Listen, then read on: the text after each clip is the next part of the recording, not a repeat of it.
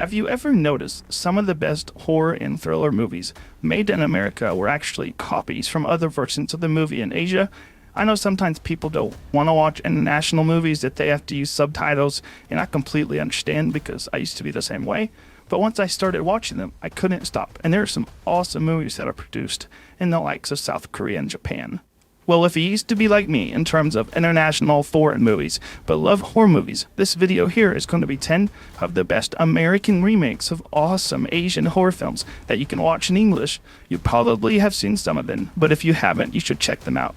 I will make sure not to have any spoilers in the video, so that way no movies will be ruined if you continue to watch. I will also put the timestamps for every movie in the description below, along with the streaming services these movies are offered on if they are. With that out of the way, here we go. Number 10, The Ring, 2002. The Ring is a movie that absolutely terrified me as a kid.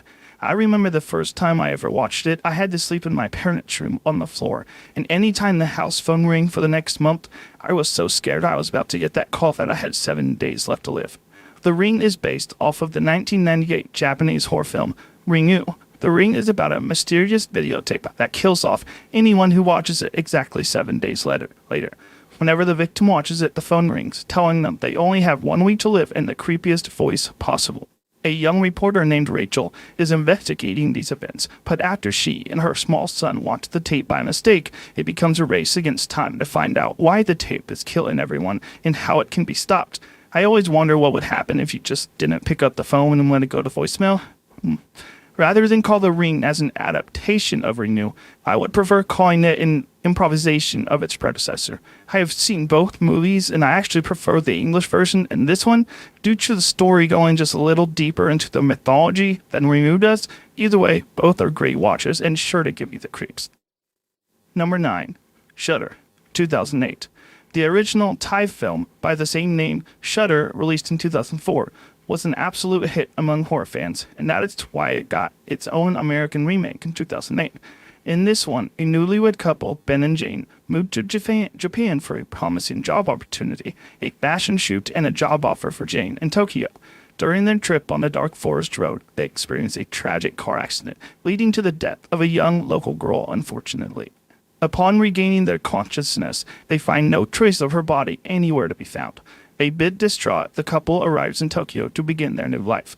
Meanwhile, Ben begins noticing strange white blurs and a good chunk of his fashion shoot photos he's taking for the new job. Jane believes that the blurs are actually spirit photography of the dead girl who they hit on the road and that she may be seeking vengeance. While this remake isn't as good as the Ring remake was, that doesn't mean it still isn't watchable and a good time. Just one of those movies you just can't take too seriously and you'll like it just fine. Number 8, The Grudge, 2004. Probably either the first or second most popular movie that is going to be on this list. The story is really similar to The Ring in a lot of ways, and sometimes people actually get them mixed up with one another. The Grudge is a remake of the 2002 Japanese movie Ju-on, and Takashi Shimizu was a director for both films. The films are almost the exact same film, so you won't be missing out on one or the other if you just decide to watch one of them. Karen, played by Sarah Michelle Gellar, lives in Japan and works as a caretaker for numerous elders in the city. Getting assigned a job, Karen visits one elder lady and begins to discover some unusual and mysterious behavior that is coming from the house, along with the creepy-ass boy that will give you the chills. After leaving the house, things just become haunting for Kevin. Everywhere she goes, and she discovers a dark history that belongs to the house. If you are looking for a horror movie with the right balance of horror and drama without 800 jump scares, you should check this one out. Number 7, The Eye, 2008. The 2008 horror film The Eye is a remake of the 2002 film Gingwai, which also called The Eye in English. The violinist Sydney Wills, played by Jessica Alba, has been blind since she was 5 years old due to an accident she experienced. She submits to a surgery of a cornea transplantation to recover her vision, and while recovering from her operation, she realizes she's having some strange visions. She starts experiencing some bad psychological aftermath from the surgery, which includes seeing dead people and dead things wherever she goes, along with seeing undead people, of course. She sees literally everything and wants to make it stop. Chick thinks she's in the movie The Sixth Sense, I guess. With the help of Dr. Paul Fargner, They confront the visions together and try to track down the donor where the eyes came from and get some answers. Along the way, they will encounter some strange occurrences and paranormal happenings that can't be easily explained. This movie is probably Jessica Alba's best performance in a movie, and she locks into her role brilliantly. She is what makes this movie go, and is very believable in her role. Number 6, Dark Water, 2005. After the huge success with the Ring remake, Hollywood thought they would cash in on another remake, and then came Dark Water in 2005, which is a remake of the 2002 Japanese movie of the same name, Dark Water. The plot is as follows. Dahlia Williams and her daughter Cecilia moving to a rundown apartment on New York's Roosevelt Island. She is currently in the midst of a divorce proceedings as her and her husband just couldn't get along anymore. And the new apartment, though so close to the local school where she can actually walk her daughter every morning, is all she can afford at the time as a single mother. From the time she arrives, there are mysterious happenings all around the house, and there is a constant liquid dripping from the ceiling in the only bedroom in the house, and some huge water stains upon the ceiling as well. There are also noises coming from the apartment directly above hers, though the landlord tells her it is vacant when she asked about it. Is the apartment haunted, or is there a simple explanation for Dahlia and Cecilia? Number 5, Pulse, 2006.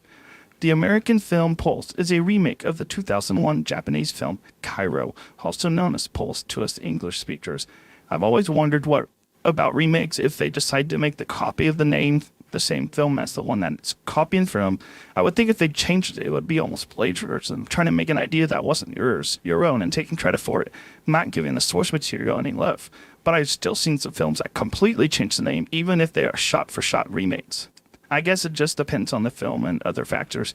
Anyways, Pulse is about a movie about a hacker who releases a strange computer virus into the world, which immediately affects computers everywhere, as well as cell phones and even TV screens. We soon find out that the virus is really the dead who have a way to return to the living world, and hopefully find a way to stay permanently by possessing someone. What they want is a life force of every living being. So it is up to our heroes to try and find a way to stop them before they can consume the entire world. If you are a fan of The Ring and the Grudge films, you will definitely like this one and should give it a watch. Number 4, One Missed Call, 2008. This film is a remake of the 2003 Japanese film that was also titled One Missed Call. The remake gets a lot of hate online and is regarded as one of the worst remakes in the history of cinema. And while I can admit it's no Avatar, I don't mind it. But that probably has something to do with me just loving any kind of horror film where something or someone is picking off all of the characters one by one in very mysterious, unconventional ways. Hell, I even like Tubi movies that do that, and people hate on Tubi like it's their jobs. One Missed Call follows a college co-ed named Beth, whose friend Leanne dies in a freak accident after receiving a strange phone message that seems to be a recording of her death that will happen 2 days later. So she is being told her death is coming. Not only that, but another one of Leanne's friends, Shelley, had a similar incident before her bizarre death. When Beth meets Detective Andrews, who believes there is a sliver of truth to the strange events, the two team up to try and discover the source on the murderous chain of phone messages. And when Beth receives one herself, it becomes a race against time before she meets her predetermined fate as well. Will Beth be the final girl in this supernatural horror? Number 3, Oldboy, 2013. Oldboy is a pretty much shot-for-shot remake of the 2003 Korean film of the same name. The Korean version of Oldboy might be one of my favorite foreign films of all time because it just leaves a lasting impression on you after watching it, and it gives you the chills almost. Also, whenever you think of best plot twist in cinema history, this one has got to be up there at the top of the best of them. The story follows an advertising executive who is kidnapped and held hostage for 20 years in solitary confinement. When he is inexplicably released, he embarks on an obsessive mission to discover who orchestrated his punishment, only to find out he is still trapped in a web of conspiracy and torment. I completely understand why an American studio would want to remake this film, but while I do enjoy this one, it doesn't hold a candle to the original. If you don't mind subtitles in your movies, I recommend watching the Korean version, but if you aren't feeling that, the American film will still do the trick and has the exact same twist in it, so the shock will still be there. Number 2, The Uninvited, 2009. The 2009 film, The Uninvited, is a soft remake of the 2003 Korean thriller, A Tale of Two Sisters, which is one of the best Korean horror films ever. Anna returns home from a psychiatric institution stay after her attempt to end it all a few years prior. She's been struggling after her mother's death in a fire. Her mother was ill at the time, and her then caretaker, Rachel Summers, is now her father Stephen's girlfriend after the passing. Her sister Alex is convinced that Rachel killed their mother. She keeps having visions of 3 little kids she's never met before, which she finds odd. Her boyfriend Matt is killed, presumably in an accident after she sees him in a vision as well. Her father is getting remarried to Rachel, and the girls discover that Rachel is using a false identity, which puts up big red flags. Anna suspects her to be Mildred Kemp, who killed the 3 kids in her vision and disappeared without a trace 5 years prior. The movie builds up well until the final reveal that is pretty much divided among people who have seen the movie. Some people love the twist and others despise it. It's really just a personal preference. Number 1, 13 Sins, 2014. 13 Sins is a remake of the 2006 Thai horror comedy movie, 13 Beloved. In both films, Elliot Brindle is a harried and harassed insurance agent who has a number of people depending on him for their livelihood and financial support. These include his pregnant fiancée, his mentally challenged younger brother, and an easily despicable racist dad who's been evicted from his home and now has to move in with Elliot and his girlfriend. Then Elliot is unfortunately fired from his job, leaving him utterly bereft and desperate, until he receives a call from a mysterious stranger who offers to make Elliot a fortune if he successfully performs 13 tasks as part of a surreal game show, the catch being that he can't let anyone in on what he's doing or he will lose all of his winnings. One of the movies that really make you wonder what you would do if you were in a similar situation, because the first few tasks start off easy peasy, but as the tasks get up higher in money, they become far more dangerous and difficult.